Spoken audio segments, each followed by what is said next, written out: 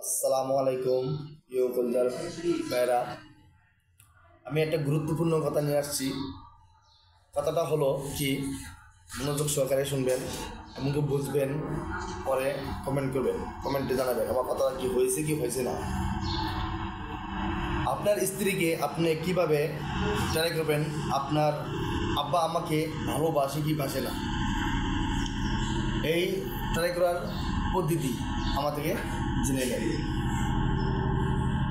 আপনার স্ত্রীর সামনে আপনার মা বা আপনার আব্বুকে নিয়ে ডেকের সামনে আয় না, আপনি ওষুধ খাওয়ার জন্য কিছু টাকা দেবেন। যেমন জিনিসটা আমি বুঝে আপনাকে ফিজিক্যালি দেখাই। আপনি স্ত্রীকে সামনে রাখবেন, রেখে আব্বা আব্বা বা আপনার আম্মা যাই হোক দুজনে একজন থাকলে হবে, সমস্যা নাই।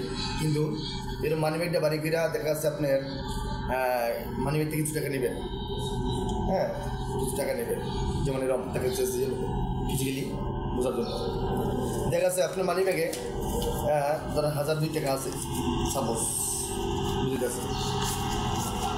এখান থেকে আপনার মানিব্যাগে এখানে আছে 2000 টাকা, সেখান থেকে 1000 টাকা আপনার মানিব্যাগে রেখে দিলেন, আর 1000 টাকা থাকে। ওই 1000 টাকা আপনার আম্মাকে দিলেন বা আব্বাকে দিলেন আপনি স্ত্রীর সামনে। তখন আপনার স্ত্রী তখন সামনে কিছু বলবে না, মন খারাপ করে খারাপ থাকবে, সামনে দাঁড়া থাকবে।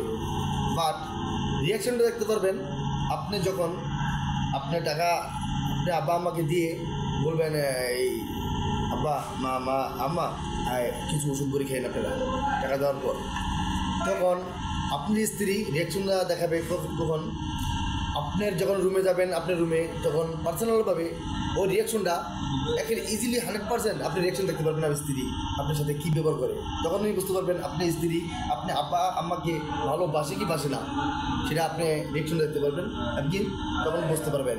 যদি আমার কথা যদি ভালো লাগে থাকে আপনাদের কাছে অবশ্যই কমেন্ট করে জানাবেন, আর যদি ভালোবেসে থাকেন আমাকে অবশ্যই লাইক কমেন্ট সাপোর্ট করবেন, ঠিক আছে? আর আমার কথা এই পর্যন্তই, এবং আসসালামু আলাইকুম।